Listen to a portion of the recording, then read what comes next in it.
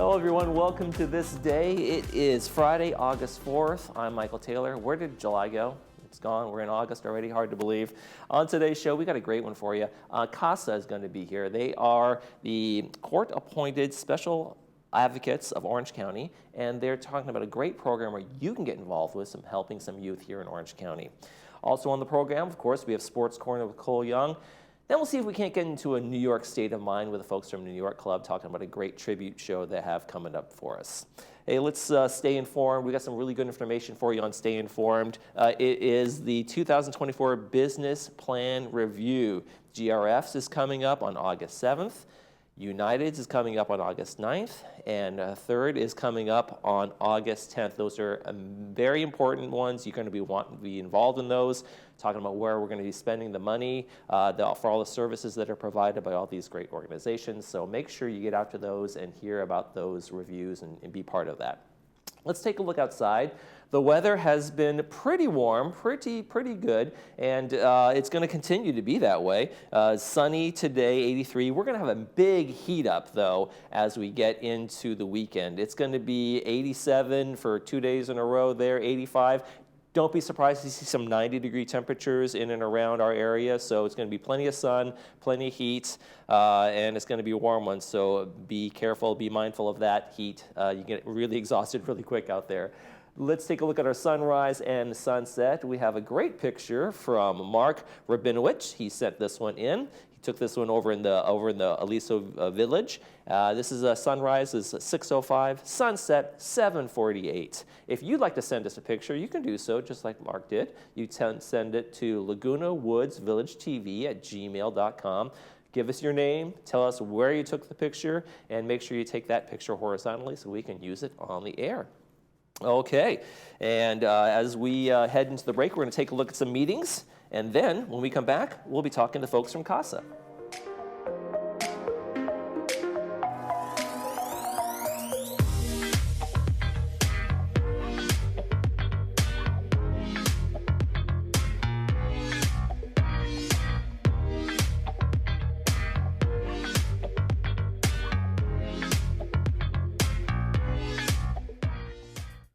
Great healthcare organizations care, but the best dare to reach higher. At Hoag, we lead with life-saving clinical trials and advanced therapies. Our world-renowned specialists innovate with state-of-the-art technologies like virtual reality and robotics. Hoag is the #1 hospital in Orange County 4 years in a row. Now, more than ever, your healthcare choices matter. Choose Hoag.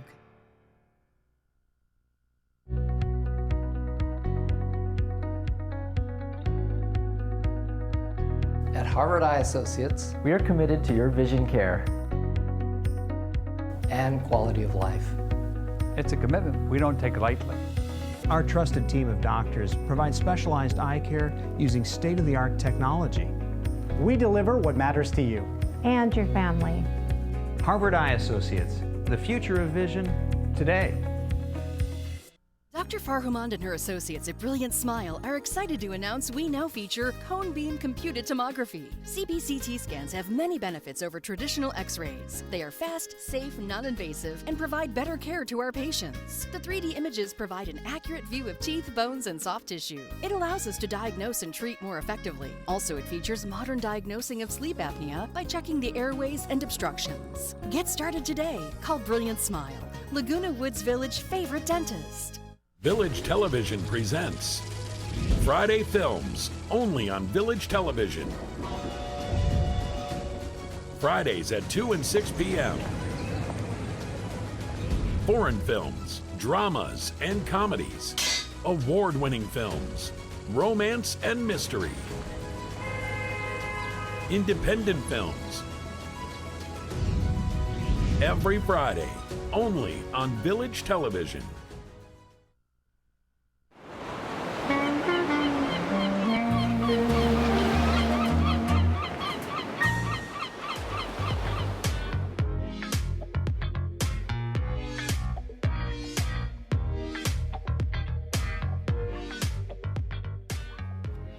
Welcome back to This Day. We have a great program I want to tell you about. Norma Mendoza is here. She's a volunteer recruitment manager for CASA. Tell us a little bit about what CASA is in general. So CASA stands for Court Appointed Special Advocate, and it's a program where volunteers are matched one-on-one with a youth in foster care, and they become their mentors and advocates throughout their time in and out of the court system. Okay, how is that different than being a foster parent? Isn't a foster parent someone who's kind of the advocate for these kids as well? Yeah, so foster parents actually take the youth into their homes. Our volunteers are able to take youth on outings out into their communities, and then the really special part about the program is they get to go into the courtroom and advocate for them with the judge. Okay, and what kind of advocate do you have to be an expert in law? Do you get training for these kinds of things? Yeah, it's a great question. No, I'd be a little bit nervous going, I'm going to go advocate for my foster youth in front of a judge.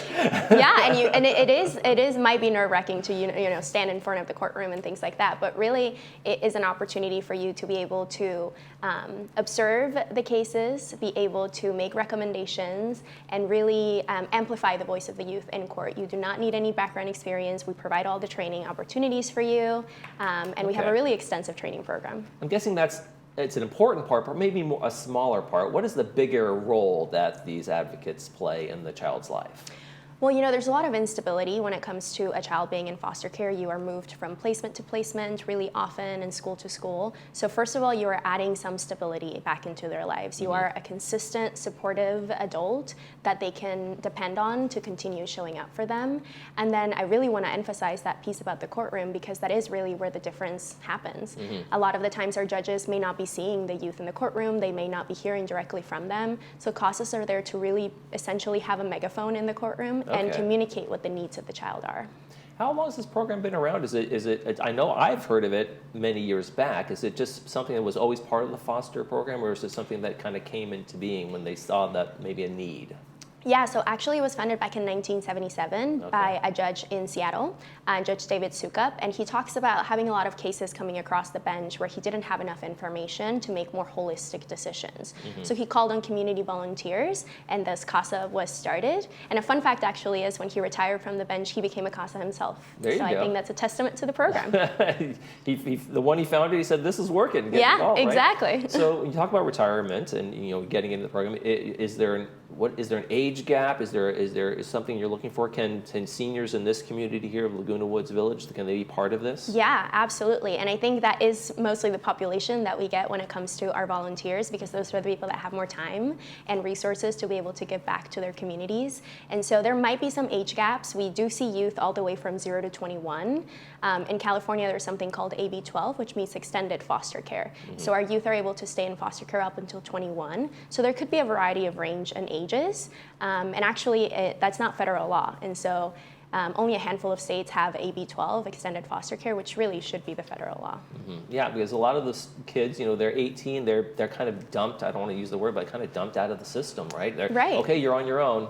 Figure it out from here. Yeah, and I like to tell people, think back to when you were 18. Did you feel that you were ready to be a self-sufficient adult without the support of your parents, your network? I could barely tie my shoes. Exactly. I don't feel like I was an adult until years after that. Right. And so I think it's unfair that we're sending our young people out into the world and expecting them to be productive members of society without the necessary skills. So AB 12 really comes in handy with 3 extra years of support and really focusing on that transition period when it comes to housing, where you're going to live, how you're going to make sure you have food and access to the services that you need. What are the things that would be qualities you'd look for in a CASA volunteer? I think really it's just someone who has the heart and the time and wants to continue showing up. Really, we have full-time professionals, we have retired work professionals, we have people from really a lot of different spectrums in terms of their background, and everyone brings a unique set of skills. Some people might be really good at making sure that the youth is set up with their finances. Some people might be really good at making sure the educational aspect is set up, and so we take that into account when volunteers come in to be able to match them with a case where they'll be able to do the most good. And how do the foster youth kind of respond to this program? Has it been a positive influence on them, or what's the feedback you're getting from them when they have someone from CASA come into their lives? Yeah, we actually survey our youth every year to make sure that our program is working the way that it's supposed to for them. And so we get really positive feedback. We like to say we're a preferred person in the life of the youth because, you know, they have a lot of people coming in with lanyards telling them what to do and kind of what's going wrong. But our CASAs are there to just take them out and let them be kids for a few hours. Let them toss a ball at the park and, you know, just focus on them. And so really it is someone that they want to continue seeing, they want to continue having this experience.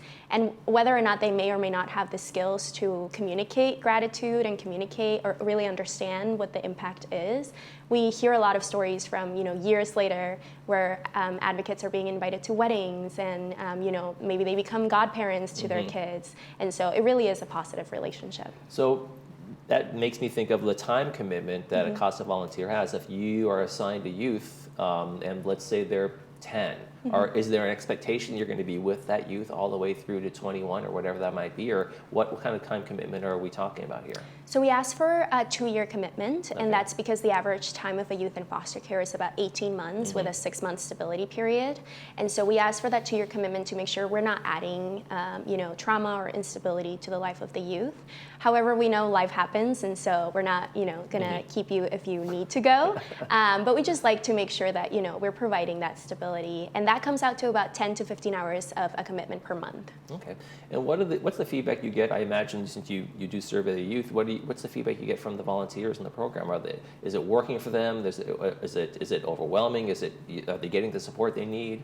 You know, it always depends on the case, but we do match every volunteer with an advocate supervisor, which is one of our staff members. That really is the point of contact throughout their time as a volunteer. They're the person that they go to vent, they go to celebrate for happy and difficult things. So there really is that point of contact. And a lot of our advocate supervisors have actually been CASAs themselves in the past, so they really know what it's like to be in the shoes of the volunteer. Kind of graduate up to being the mentor for the mentors kind of thing? Yeah, I mean, it is a paid position, so it is a staff member. But yeah, it is a really wonderful relationship, and I think our volunteers get a lot out of it too. You know, they say that as much as they feel like they're helping the youth, they also feel like the youth is helping them become a better person. If this program wasn't here, what would be the results? What do you feel like? Where would we be missing in terms of serving these foster youth? Well, you know, we have professionals that are always working on cases that obviously do their best to be able to give the time one-on-one to each youth. But the reality is we are dealing with a system that is overburdened and underfunded. And so there's social workers carry about, you know, 40 to 80 cases depending on their situation. And so the role of a CASA really is to be that person that focuses solely on the child. And when it comes to our impact, we know that, for example, youth in foster care have a graduation rate of 58% from high school, but when you place a CASA in the life of a youth, that graduation rate goes up to a 92%, which really, having a high school diploma can impact outcomes later on. And what's the interaction like with the foster parents and the CASA volunteers in terms of how that coordination works, and is that something that gets done by the program, or is something they work out together in terms of, hey, I'm going to pick up Bobby and do my thing here? Yeah, so what we do is once a volunteer finishes all of our steps in terms of training and all of those things, we do what's called a file read, where we present a case to the volunteer. They get to read essentially what has been going on and make a decision on whether or not that's the case they want to take. And then after that, they do an initial visit where they coordinate with the caregiver depending on where the youth is placed.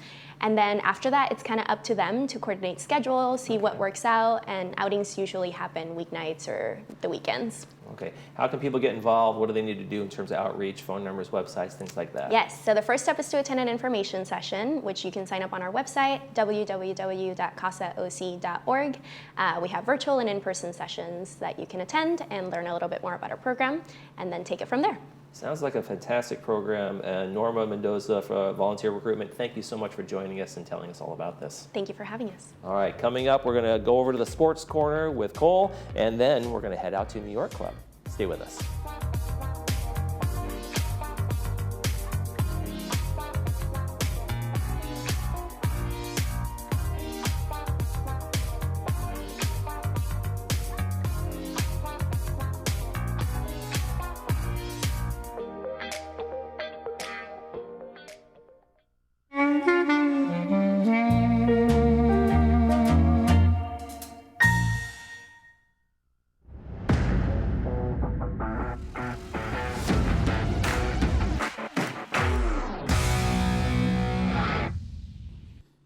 Welcome back to this Friday's episode of Sports Corner. I'm Cole Young, and I'm still enjoying the thrill of having live football last night, but I'll dive right into the rest of the sports news.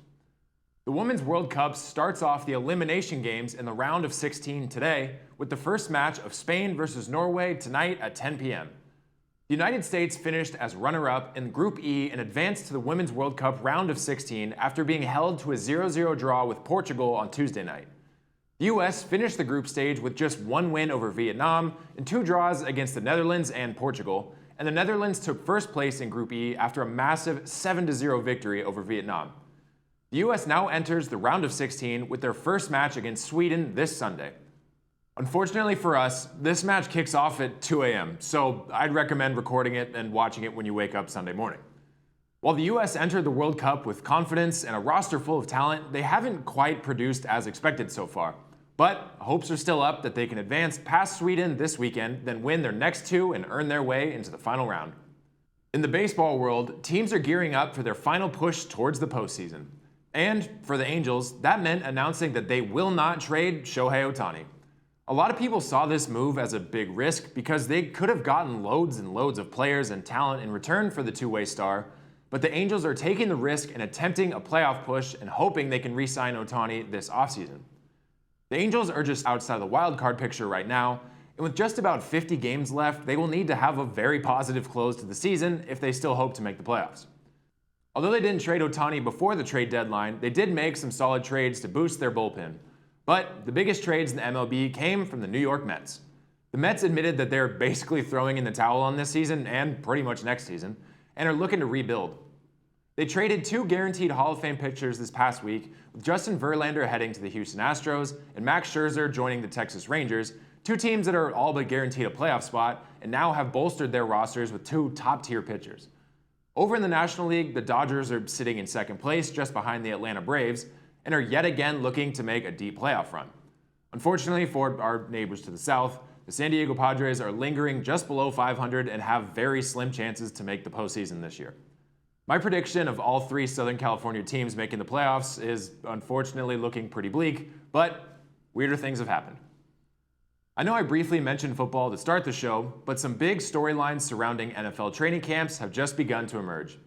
To start, Justin Herbert and the Los Angeles Chargers have agreed to a massive long-term extension that will make him the highest paid quarterback in the NFL by average salary. Herbert is signing a 5-year, $262.5 million deal.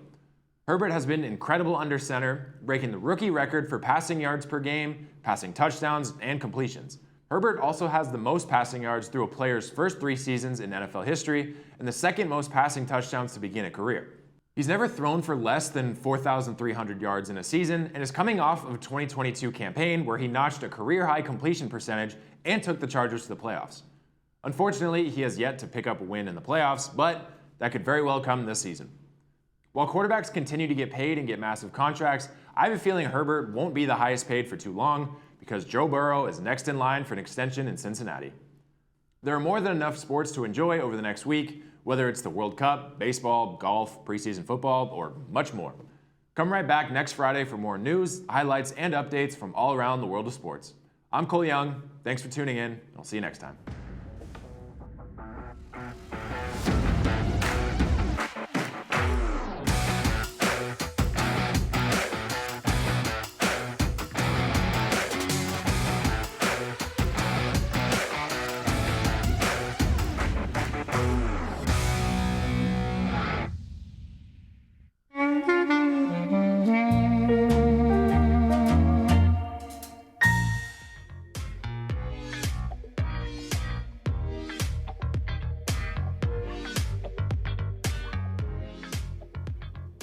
Welcome back to This Day. Good fun with sports and Cole, and now we're going to talk a little bit more fun with the New York Club and Joe Rocher. Thanks for joining us. Thank you for having us. Yeah, absolutely. So I just learned that out of the 2 of us here, I'm the only actual New Yorker. That's true. That's right. So tell us a little about the New York Club. Clearly, one of the membership requirements is not being from New York. Oh, yeah. It's open to everybody, and we encourage that. Mm-hmm. And what's the whole focus of the New York Club in terms of? Primarily, we provide a service to our members, and that's done through every third Wednesday of the month, we have a general meeting, and we do a show at that meeting, and that's how we provide that service to our membership. We charge them $30 a year, and then get to see all the shows for 11 shows for the year. So it's a really nice deal. Lots of New Yorkers in there, though? Oh, yes. No, that's true. That is very true. Yes. So you've got a big show coming up on August 12th we want to talk about, right? Yes, Big tribute very- show, Donna Summer tribute, Madonna tribute, Casey and the Sunshine Band. Very exciting show, I think. I think it's going to be really a high energy show. And I encourage people to think seriously and come on out and buy a ticket and see it. It's a large group, about 6-7 performers. There's dancing, there's choreography, the music is great, and I think everybody will have a great time. So we want to really encourage people to come, and it's fun to be here and talk about it because we really want the thing to be successful. So what does it take to find these bands that you guys do? You guys do Well, we have regular shows. Yeah, we have a entertainment committee, and we meet periodically, and we try to scour what talent there is around. Each one looking for individual talent that we can use on Wednesday nights, and then we have agents that we work with that book big shows like this. Okay. So that's how we handle this one. It's through an agent in Las Vegas. Okay. So, Yeah. and when you guys identify this, do you try to find that kind of New York touch, or you just say, hey, we just want to have an entertaining because show? it's have a great show. Right. Yeah, Okay. No, that's not a part of that. We think this, because they've not been here, this type of show, these performers have not been here, so we think it's important. It's going to be fun and different. Right. So we want people to show up. So what are some of the other activities that New York Club kind of does and has going on? Okay, we've done trips. We have these monthly shows. In fact, the next one is in September, and that's a young man by the name, for the first time here in the village. His name is Kenneth Perrin, and he's going to be here on the 20th of September, and he'll bring a trio with him. And this guy is, we heard him at a showcase, a great voice, and he does regional bands, musical theater, 50s, 60s, 70s music.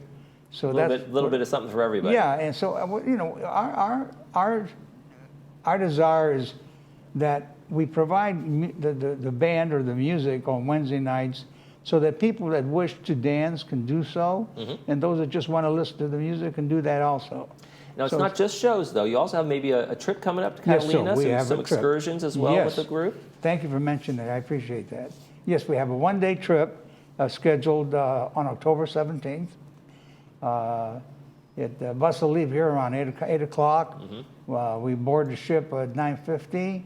And we'll be home by 8 p.m. Okay. And the cost of that is 125 members and 135 for non-members. Okay. And we'll have a lot more information out on that. As that one comes up. Yes, that's right. Exactly. You got your September meeting coming up soon, so people can come on down and see what it's all about. Absolutely. Third Wednesday of the month over at Clubhouse 5. Yes, there it is. Joe, New York Club, thanks for joining us. We appreciate it. We really appreciate you guys letting us on here. Absolutely. Truly. Thank you very much. You got it. Thank and when you. we come back, we're going to preview Friday night's movie. Stay with us.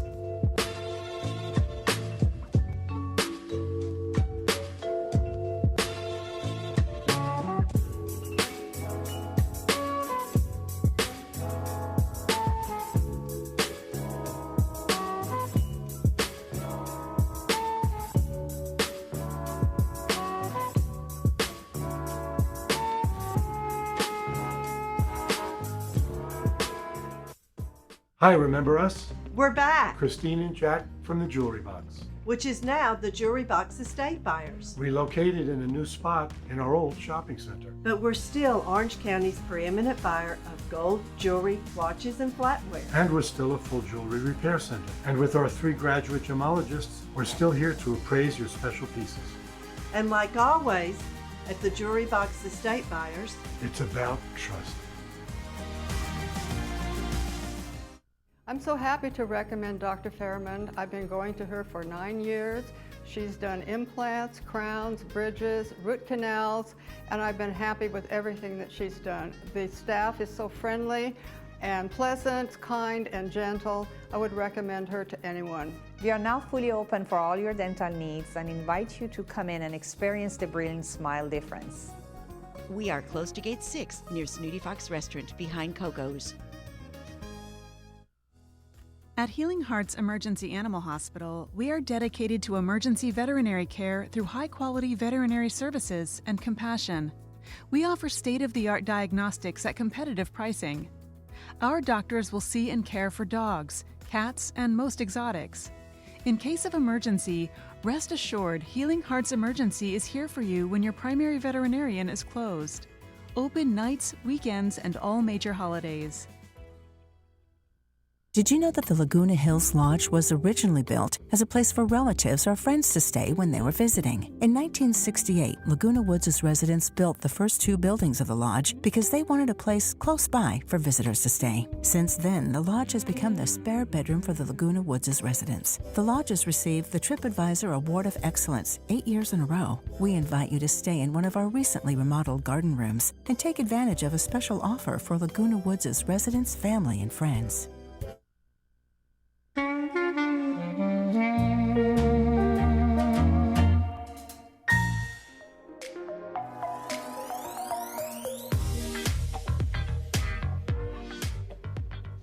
Welcome back to This Day. Hey, let's take a look at the Friday movie for us. It's going to be a good one.